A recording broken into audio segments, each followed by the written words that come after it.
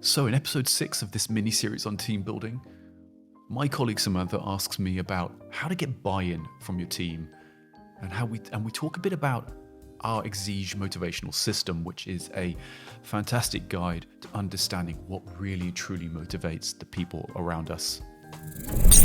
What is the best method to achieve maximum buy-in from team members?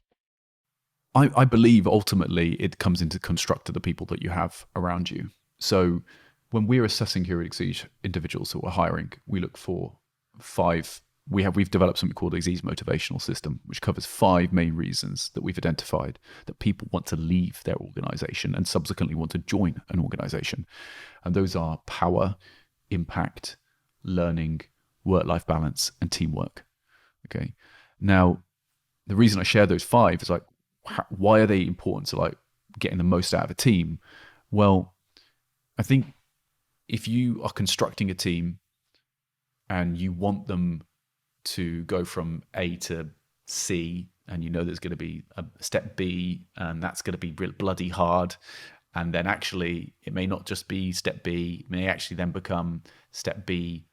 0.1, step B, 0.2, step B, 0.3. There's going to be like this whole like difficult environment for us to get through to get to the objective.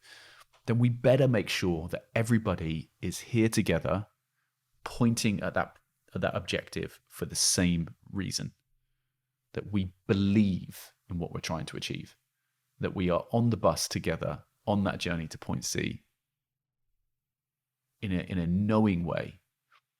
And so that comes down to like going, well, if I want to have in my team somebody, if I know that this team, for example, is going to need to be doing some overtime, and to get to the objective is going to probably mean working from 8 till 8 for the next 6 months, right?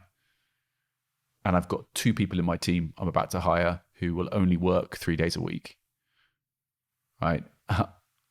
I'm in trouble because they're not able to produce the amount of work and the commitment that this team needs. It doesn't mean they're not good. It doesn't mean they're not capable.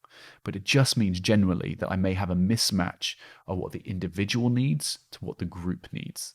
And therein lies the opportunity. So that's like the opportunity for us as a team constructor, an organization, a team alchemist, is to ensure that the objective that we're aiming at, as we talked about before, is very much congruent to the needs of the individuals and the potentiality of those individuals. And so that's why knowing where we want to go and then constructing the team that we have to meet that objective, that's how you get the most out of them, by just matching the opportunity to the person. Awesome. And you mentioned people on the bus. That's from Good to Great by James Collins, isn't it? Yes, it is. Yeah, I mean, that's a great one. I mean, if you haven't read Jim Collins' work on Good to Great, and then you really, really should. Jim Collins, everybody talks about Good to Great. And you hear that, and I haven't read it yet, and you don't have time to. That other person who says, I don't have time to read books. Well, there's a problem. But if you are that person, I'd recommend listening to one of the podcasts he's done. He did a fantastic podcast with Shane Parrish, where he summarized a lot of his work. It was a 2.5-hour show summarizing from both Good to Great and other great works that he's done. I'd go and check that out and get a feel for his work.